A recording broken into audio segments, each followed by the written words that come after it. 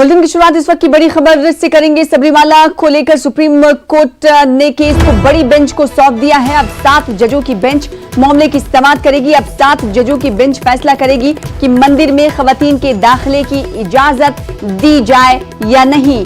यहां ये बताना जरूरी है कि 2018 सितंबर में दिया गया सुप्रीम कोर्ट का फैसला क्या था। 2018 सितंबर में सुप्रीम कोर्ट की जानिब से दिए गए फैसले में सभी खवातीन को यानी सभी उम्र की खवातीन को सबरीमाला मंदिर में जाने की इजाजत दी गई थी, जिसके बाद हमने देखा था कि मुख्तलिफ तंजीमों की तरफ से एहतजाजी मुजाहरे किए गए थे और सूरत हाल काफी केरल में बिगड़ी थी, जिसके बाद सिक्योरिटी दस्ता पुख्ता हुआ था।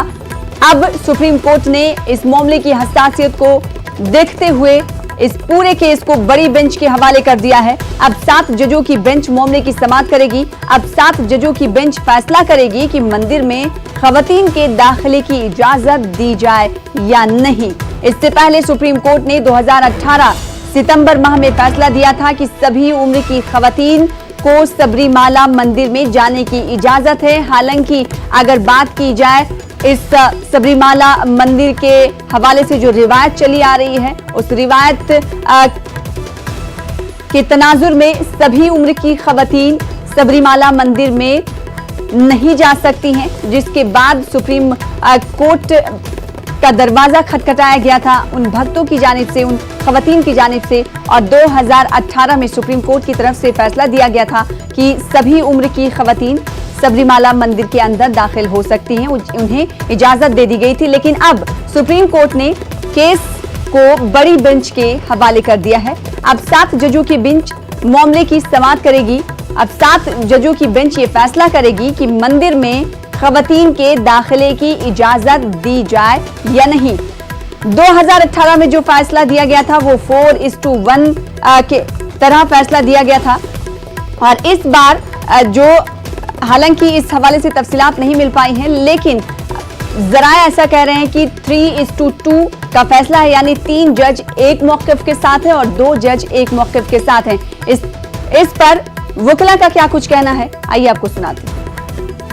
In court has actually now moved this to a 7-member bench, and what I feel is that the first petitioners who had given it was given as women discrimination, whereas this is nothing to do with women discrimination, this is nothing to do with gender equality or menstruation.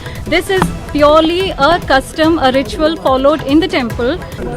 वो I think एक तरफ से अच्छी बात है, क्योंकि और भी इन्वेस्टिगेशंस जारी रखेंगे अभी, और डाइटी के बारे में और भी स्टडीज़ होंगे, और definitely they will come to a very good conclusion. So I think I am very hopeful that moving to a bench, 7-member bench is good. But we have in Sabrimala, we have the Mandala Kalam, which is starting on 16th, just 2 days. So we are requesting that to please make the rule like what it was before the verdict last year, and we want the devotees to pray in peace. Now, why the court has now moved it to a 7-member bench is because they need time to review this again. They need time to investigate more into this matter, and I am very hopeful that dharma will be upheld very soon. The court should look at all of this, and we are yet to know whether there's a stay on it. But at the same point of time, our well-studied position is only one thing: please don't interfere in any faith matter beyond a point.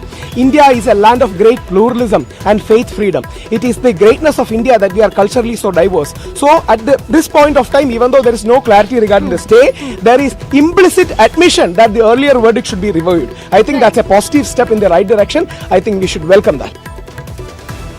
तो सबरीमाला मामले पर supreme court ने इस case को बड़ी bench के हवाले कर दिया है। 7 जजों की बेंच अब इस पूरे मामले पर फैसला करेगी, देखेगी कि किस तरह का फैसला देना है। तो सुप्रीम कोर्ट ने केस को बड़ी बेंच के हवाले कर दिया। इससे पहले दिए गए फैसले में जो 2018 सितंबर में सुप्रीम कोर्ट की तरफ से फैसला दिया गया था, उस फैसले को कहीं ना कहीं सुप्रीम कोर्ट ने पलट दिया है, और अब इस पूरे मामले को बड़ी बेंच के हवाले कर दिया गया है।